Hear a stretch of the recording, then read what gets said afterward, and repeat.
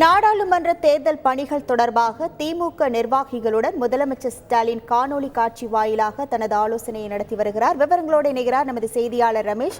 வணக்கம் ரமேஷ். இந்த ஆலோசனை கூட்டத்தில் யாரெல்லாம் பங்கேற்றிருக்கிறாங்க, என்னென்ன விஷயங்கள் குறித்து ஆலோசிக்கப்பட உள்ளது?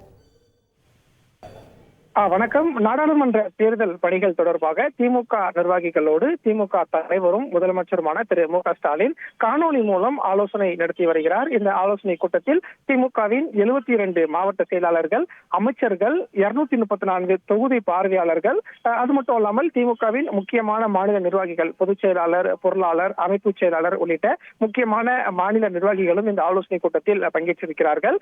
நாடாளுமன்ற தேர்தல் தொடர்பான கள நிலவரம், பூத் கமிட்டி நிர்வாகிகள் தொடர்பான ஒரு முக்கிய ஆலோசனையை திமுக தலைவரும் முதலமைச்சருமான திரு மு.க. ஸ்டாலின் மேற்கொண்டு வருவதாக சொல்லப்படுகிறது. திமுகவை பொறுத்தவரைக்கும் நாடாளுமன்ற தேர்தலுக்கான பணிகளில் தீவிரம் காட்டி வருகிறது.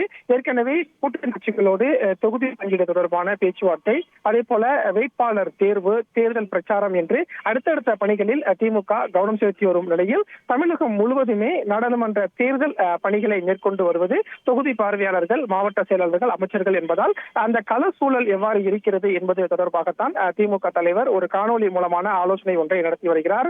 ஏற்கனவே வரக்கூடிய 2024 நாடாளுமன்ற தேர்தலில் தமிழகம், புதுச்சேரி உள்ளிட்ட 40 தொகுதிகளிலும் நாம் ஜெயிக்க வேண்டும், நாம் கை காட்டக்கூடிய ஒருவரே மத்தியில் பிரதமராக வர வேண்டும், அதற்கு 40 தொகுதியிலும் திமுக வெற்றி பெற வேண்டும் என்று ஏற்கனவே நிர்வாகிகளுக்கு திமுக தலைவர் பல்வேறு அறிவுறுத்தல்களை வழங்கியிருக்கக்கூடிய சூழல்ல இன்றைய ஆலோசனை என்பதும் மிக முக்கியமாக பார்க்கப்படுகிறது.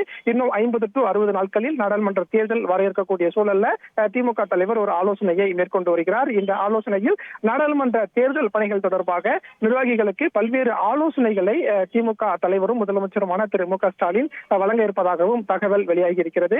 இந்த ஆலோசனைக்கு பிறகு திமுகவின் அடுத்தடுத்த நகர்வுகள் எல்லாமே தெரிய வரும். குறிப்பாக தேர்தல் பிரச்சாரம், வேட்பாளர் தேர்வு போன்ற விஷயங்களில் எல்லாம் திமுக அடுத்தடுத்து கவனம் செலுத்திருக்கக்கூடிய சூழல்ல இந்த தொகுதி பார்வையாளர்கள், அது மட்டுமல்லாமல் மாவட்ட செயலாளர்கள், அமைச்சர்கள் உள்ளிட்டோரோடு நாடாளுமன்ற தேர்தல் பணிகள் தொடர்பாக முதலமைச்சர் ஒரு விரிவான ஆலோசனை ஒன்றை நடத்தி வருகிறார். உங்கள் முழு விவரங்களுக்கு நன்றி ரமேஷ்.